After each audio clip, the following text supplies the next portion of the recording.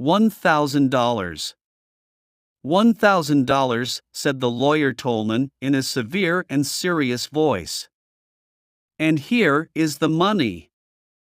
Young Jillian touched the thin package of $50 bills and laughed. It's such an unusual amount, he explained kindly to the lawyer. If it had been 10,000, a man might celebrate with a lot of fireworks. Even $50 would have been less trouble. You heard the reading of your uncle's will after he died, continued the lawyer Tolman. I do not know if you paid much attention to its details. I must remind you of one. You are required to provide us with a report of how you used this $1,000 as soon as you have spent it. I trust that you will obey the wishes of your late uncle. You may depend on it, said the young man respectfully. Jillian went to his club. He searched for a man he called Old Bryson. Old Bryson was a calm, antisocial man, about 40 years old. He was in a corner reading a book.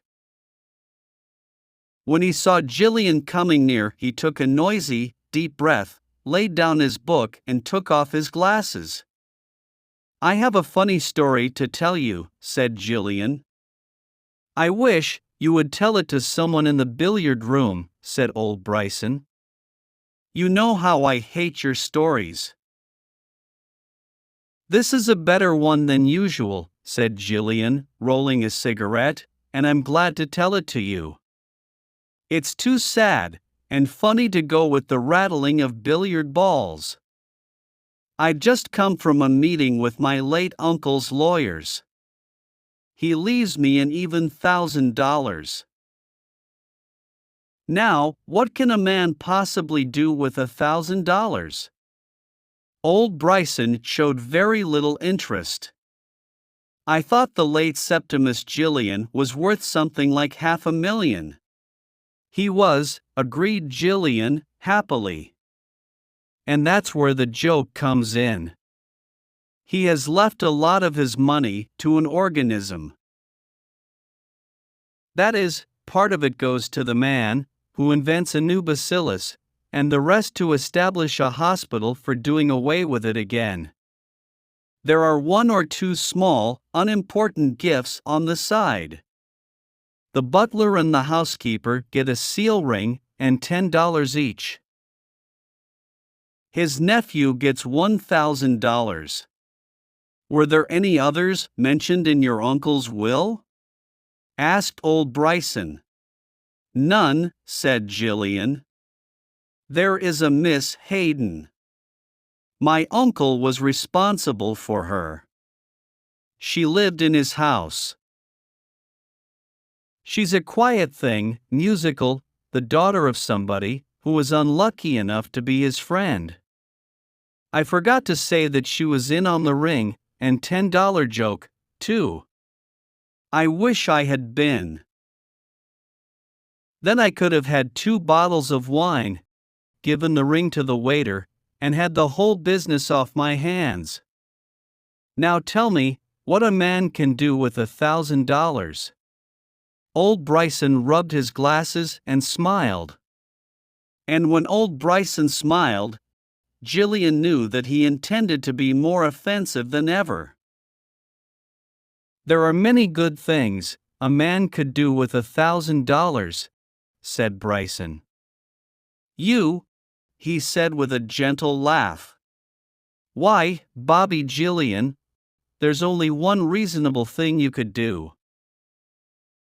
You can go and buy Miss Lotta Laurier a diamond necklace with the money, and then take yourself off to Idaho and inflict your presence upon a ranch. I advise a sheep ranch, as I have a particular dislike for sheep. Thanks, said Jillian as he rose from his chair. I knew I could depend on you, Old Bryson. You've hit on the very idea. I wanted to spend the money on one thing, because I have to turn in a report for it, and I hate itemizing. Jillian phoned for a cab and said to the driver, "The stage entrance of the Columbine Theater." The theater was crowded. Miss Lotta Laurier was preparing for her performance when her assistant spoke the name of Mr. Jillian. "Let it in," said Miss Laurier. "Now, what is it, Bobby?" "I'm going on stage in 2 minutes." "It won't take 2 minutes for me. What do you say to a little thing in the jewelry line? I can spend $1,000. "Say, Bobby," said Miss Laurier, "did you see that necklace Della Stacy had on the other night? It cost $2,200 at Tiffany's." Miss Laurier was called to the stage for her performance. Jillian slowly walked out to where his cab was waiting. "What would you do with $1,000 if you had it?" he asked the driver. "Open a drinking place," said the driver, quickly. "I know a place I could take money in with both hands. I've got it worked out, if you were thinking of putting up the money." "Oh, no," said Jillian. "I was just wondering." 8 blocks down Broadway, Jillian got out of the cab. A blind man sat on the sidewalk selling pencils. Jillian went out and stood in front of him. "Excuse me, but would you mind telling me what you would do if you had $1,000? asked Jillian. The blind man took a small book from his coat pocket and held it out. Jillian opened it and saw that it was a bank deposit book. It showed that the blind man had a balance of $1,785 in his bank account. Jillian returned the bank book and got back into the cab. "I forgot something," he said.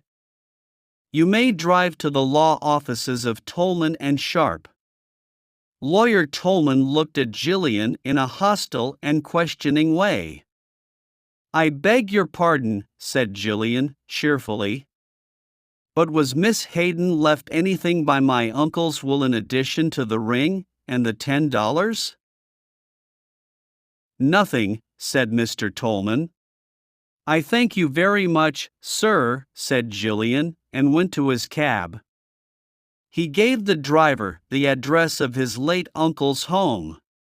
Miss Hayden was writing letters in the library. The small, thin woman wore black clothes. But you would have noticed her eyes. Jillian entered the room, as if the world were unimportant. "I have just come from old Tolman's," he explained. "They have been going over the papers down there." Jillian searched his memory for a legal term. "They found an amendment, or a postscript or something to the will." "It seemed that my uncle had second thoughts, and willed you $1,000. Tolman asked me to bring you the money. Here it is." Jillian laid the money beside her hand on the desk. Miss Hayden turned white. "Oh," she said. And again, "Oh." Jillian half turned and looked out the window. In a low voice he said, "I suppose, of course, that you know I love you." "I am sorry," said Miss Hayden, as she picked up her money. "There is no use?" asked Jillian, almost light-heartedly. "I am sorry," she said again. "May I write a note?" asked Jillian, with a smile. Miss Hayden supplied him with paper and pen, and then went back to her writing table. Jillian wrote a report of how he spent the $1,000, paid by Robert Jillian, $1,000 on account of the eternal happiness owed by heaven to the best and dearest woman on earth. Jillian put the note into an envelope. He bowed to Miss Hayden and left. His cab stopped again at the offices of Tolan and Sharp. "I have spent the $1,000, he said cheerfully to Tolan. "And I have come to present a report of it, as I agreed." He threw a white envelope on the lawyer's table. Without touching the envelope, Mr. Tolman went to a door and called his partner, Sharp. Together they searched for something in a large safe. They brought out a big envelope sealed with wax. As they opened the envelope, they shook their heads together over its contents. Then Tolman became the spokesman. "Mr. Jillian," he said, "there was an addition to your uncle's will. It was given to us privately, with instructions that it not be opened until you had provided us with a full report of your handling of the $1,000 received in the will. As you have satisfied the conditions, my partner and I have read the addition. I will explain to you the spirit of its contents. In the event that your use of the $1,000 shows that you possess any of the qualifications that deserve reward, you stand to gain much more.